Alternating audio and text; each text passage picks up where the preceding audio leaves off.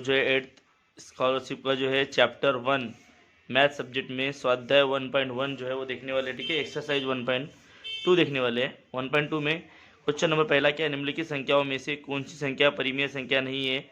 आप सभी को पता है कि हम परिमेय संख्या को जो है m/n के फॉर्म में लिखते हैं, बट n वो बोलते हैं कि n is not is equal to 0, मतलब n की जगह जो है 0 नहीं होना चाहिए, ठीक है। तो इस रूल के हिसाब से जो है 5/0 जो है यह परिमेय संख्या नहीं है।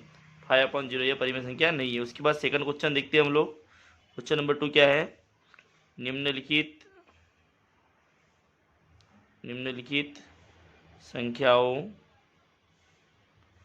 संख्याओं में से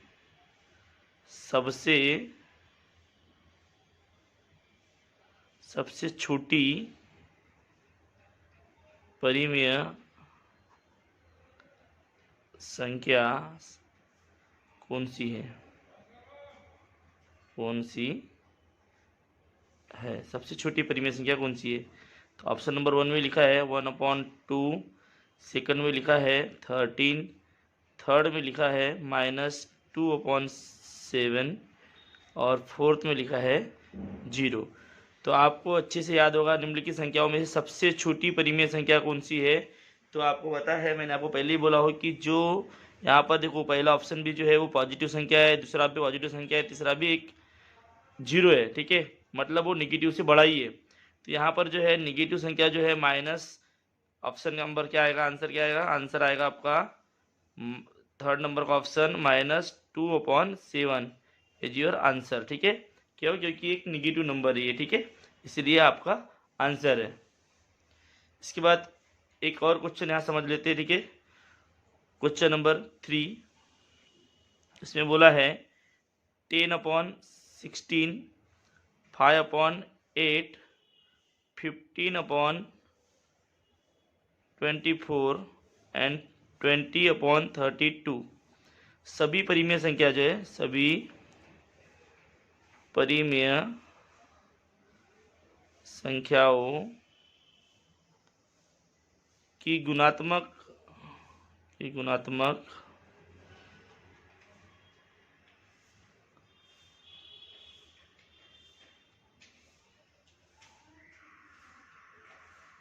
प्रतिलोम संख्या कौन सी है। इसके बाद देखिए क्वेश्चन नंबर 3 जो है 10/16, 5/8, 15/24, 20/32 सभी परिमेय संख्याओं की गुणात्मक प्रतिलोम संख्या कौन सी है। अब आपको एक बात बता दूं कि यहाँ पर सबसे छोटी अगर संख्या आप देख रहे होंगे तो आपको जो है 5/8 दिख रहा है, ठीक है। ऊपर में भी सबसे छोटा जो न्यूमरेटर है 5 और नीचे में जो है डिनोमिनेटर अगर देखोगे तो 8 है, ठीक है। तो आप सबसे पहले हम देखते हैं कि 5/8 जो है ये सभी इसके लाइक फ्रैक्शन है क्या, ठीक है, मतलब इन सभी का वैल्यू सेम है क्या। तो आपको पता है कि 5 के पारे में 10 भी आता है, 15 भी आता है, 20 भी आता है। वैसे 8 के पारे में 16 भी आता है, 24 भी आता है, 32 भी आता है। मतलब ये जो सभी लाइक फ्रैक्शन है इन सभी का मतलब ही हो गया 8/5/8। तो 5/8 को जो है अगर मैं गुणात्मक प्रतिलोम संख्या में लिखूँ, गुणात्मक प्रतिलोम में लिखूँ तो क्या हो जाएगा 8/5, ठीक है। तो यहाँ पर ऑप्शन थे आपके, पहला ऑप्शन था इसमें ऑप्शन नंबर पहला है 5/1, देन सेकंड ऑप्शन था 8/1, देन थर्ड ऑप्शन था 8/5 और फोर्थ ऑप्शन था 5/8, ठीक है। तो ऑप्शन नंबर 3 आपका आंसर है।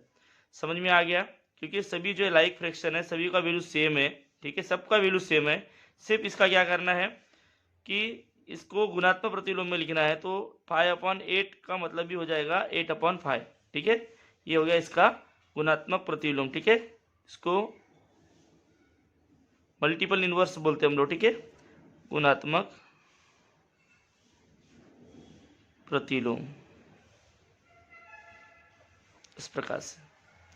इसके बाद हम देखते हैं क्वेश्चन नंबर 4। क्वेश्चन नंबर 4 यहाँ देखते हैं, ठीक है। क्वेश्चन नंबर 4 क्या बोला है 2/7, 5/8, देन 6/11, देन 3/5, देन 4/7, ठीक है। परिमेय संख्याओं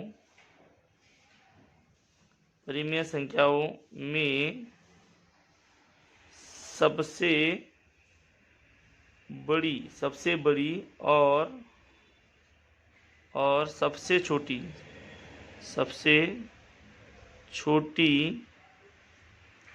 संख्या में कितना अंतर है, अब यहाँ पे एक इम्पॉर्टेंट चीज़ बता दे रहा हूँ आपको कि आपको पता है कि यहाँ पर यदि इनको कंपेयर करना है तो सभी का डिनोमिनेटर सेम करना पड़ेगा, राइट। अब आपको एक चीज़ बता दे रहा हूँ कि जैसे कि 2/7 है, 2/7 से 4/7 जो है ये बड़ा है, ठीक, क्लियर है ये, ठीक है, क्योंकि इसका डिनोमिनेटर सेम है पर न्यूमरेटर में जो है 4 बड़ा है, इसका मतलब ये जो है संख्या बड़ी है। अब और चीज़ और ये दो कंपेयर हो गए, मतलब इतना क्लियर हो गया कि 4/7 से 2/7 जो है क्या है, छोटा है, ठीक है। उसके बाद अब देखते हैं आगे। अब मान लो 3/5 जो है, 3/5 छोटा या बड़ा, इससे देख लेते, ठीक है। तो 3/5 और 4/7, तो 7×5 35 हो जाएगा यहाँ पे, और 5 20। इसका मतलब क्या हो गया, ये वाला फ्रैक्शन बड़ा है किससे, 4/7 से ये बड़ा है, मतलब अभी ये 3 क्या आ जाएगा, यहाँ पर 5 आ जाएगा। अब 3/5 से 6/11 बड़ा है क्या, ये देख लेते, ठीक है। तो 6/11 बड़ा है क्या, 3/5 और 6/11, ठीक है। तो अभी ऐसा मल्टीप्लाई करेंगे, ठीक है, उसके बाद में इसको मल्टीप्लाई करेंगे, 33, ठीक है, 33, यहाँ नीचे आएगा 55, ठीक है, उसमें क्या है -6×5 30, ठीक है। इसका मतलब 3/5 जो ये बड़ा है, क्योंकि यहाँ 33 आ रहा है, इसका जो न्यूमरेटर जो है 33 है, इसका मतलब ये बड़ा है, तो यहाँ पर आ जाएगा 3/5 जो बड़ा है किससे, 6/11 से, 6/11 से बड़ा है। और 6/11 बड़ा है कि 5/8 बड़ा है, ठीक है। यहाँ पे नीचे लिखते हैं 6/11 और 5/8, ठीक है। तो अभी ऐसा देख लेते हैं, तो 8 छके 48, 48 और 11×5 55, तो मतलब ये वाला फ्रैक्शन बड़ा है, ठीक है। और इसकी दोनों के नीचे में क्या आ जाएगा 88, ठीक है। तो ये 55 बड़ा है, इसका मतलब ये वाला जो फ्रैक्शन है 5/8 सबसे बड़ा है, 5/8 क्या है, ये सबसे बड़ा है, 5/8 सबसे बड़ा है। और सबसे छोटा क्या है 2/7 और 5/8 में डिफरेंस क्या है, ठीक है, 5/8 में डिफरेंस क्या है। सबसे पहले डिनोमिनेटर सेम करना पड़ेगा इन दोनों का। डिनोमिनेटर अगर सेम करने जाऊंगा मैं तो क्या हो जाएगा, यहाँ 16 हो जाएगा और ये यहाँ पर हो जाएगा 35, ठीक है, और 7 8 56, ठीक है। तो इसका आंसर आता है 19/56, 19/56 ये आपका आंसर रहेगा। तो यहाँ पर जो ऑप्शन में अगर आप देखते हो तो आपको इसका आंसर मिल जाएगा, ये 3rd नंबर का ऑप्शन है, ठीक है, ऑप्शन नंबर 3 ये राइट आंसर है आपका। इसके बाद देखते हैं क्वेश्चन नंबर 5।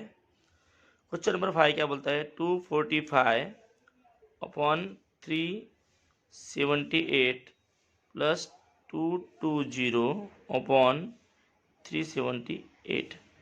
अब यहाँ दोनों में भी क्या है, सेम है, इसमें हमको तकलीफ जाने वाली है क्या, बिल्कुल भी नहीं जाना चाहिए। 378 आ जाएगा नीचे में और ऊपर में क्या आएगा देख लो, ठीक है। तो अभी इसके लिए जो है इसका सॉल्यूशन करना पड़ेगा, सॉल्यूशन करेंगे तो हमको इसका आंसर मिल जाएगा, ठीक है। सॉल्यूशन कैसा है इसमें, 378 यहाँ पर ऑप्शन नंबर जो है पहला ऑप्शन दिया है 465/756, ठीक है।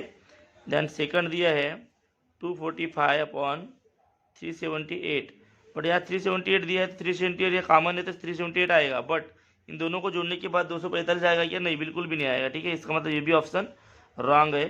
तीसरा ऑप्शन दिया है 155/126, देखते हैं 126 क्या सही आंसर हो सकता है, ठीक है। तो 378 को 126 से भाग जाता है कि पहले ये देख लो, ठीक है। सबसे पहले इसको सॉल्व करते हैं आगे। तो तो क्या हो जाएगा, उसके बाद चौथा ऑप्शन लिख लेता हूँ मैं 120/378। इन दोनों को ऊपर का अगर जोड़ेंगे तो 120 होगा क्या, नहीं होगा। इसका मतलब ये भी नहीं है, ये भी नहीं है और ये भी नहीं है। इसका मतलब जो है आंसर इसका ए है। क्यों? क्योंकि 245 प्लस 220 करोगे आप अपॉन 378, इतना कर दिया आप। अब आगे बढ़ो, क्या हो जाएगा 2 2 4, ठीक है 6 और क्या हो जाएगा 5, 465 अपॉन 378। अब 8, अभी सबको जोड़ो, डिविजिबिलिटी भी किसी के आता है क्या, 7 और 3 10, 10 और 8 18, 18 मतलब 3 से भाग जाएगा, ठीक है 3 से भाग दे दो इसको तो 126 आता है नीचे में, और ऊपर भी 3 से भाग दे दो इसको तो इसमें आता है 155। इस प्रकार से आपका आंसर आएगा 155 अपॉन 126, ठीक है, ये आपका आंसर होगा। अब इसके बाद क्वेश्चन नंबर देखते हैं 6, ठीक है। क्वेश्चन नंबर 6 क्या बोलता है, 12 अपॉन 15 प्लस 14 अपॉन 18, ठीक है। अब आपको पता है कि 3 4 जा क्या हो जाएगा, इसका क्या बोला इसने, आंसर ढूंढने बोला, ठीक है। अब ये इसका आंसर मैं यहाँ नीचे ऑप्शन लिख देता हूँ पहले, तो मैं ऑप्शन न लिखते हुए डायरेक्ट आंसर बताता, ठीक है।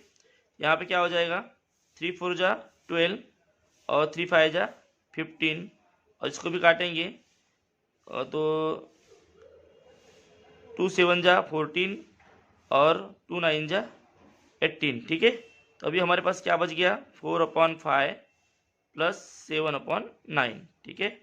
अब इसको जोड़ना है हमको, तो यहाँ पे क्या हो जाएगा, क्रॉस मल्टीप्लिकेशन करना पड़ेगा, 4 × 9 प्लस 7 × 5 अपॉन 5 × 9, ठीक है। मतलब नीचे क्या आएगा 56 और ऊपर क्या आएगा 9 4 36 36, ठीक है, प्लस 7 5 35, कितना हो गया 1 और 3 3 7 हो गया, ठीक है 56, मतलब क्या हो जाएगा 71/56।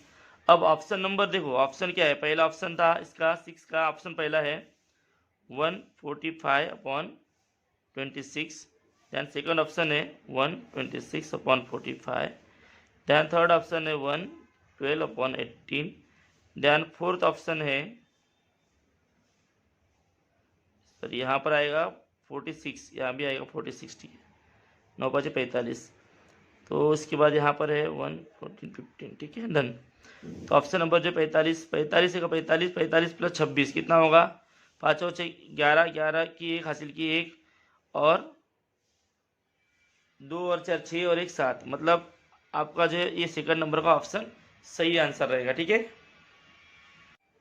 क्वेश्चन नंबर 7 क्या है, -85/105 प्लस 67/125, ठीक है। तो हम क्या करेंगे, क्रॉस मल्टीप्लिकेशन करेंगे, क्योंकि पता है 105 के पहाड़े में 125 नहीं आता और 125 के पहाड़े में 105 नहीं आता, ये आपको पता है, ठीक है अच्छे से, इसलिए क्रॉस मल्टीप्लिकेशन करेंगे तो -85 × 125 अपॉन 105 × 125 करेंगे, ठीक है, प्लस 67 × 105 मतलब 105 और उसके बाद 125 × 105 मतलब 105।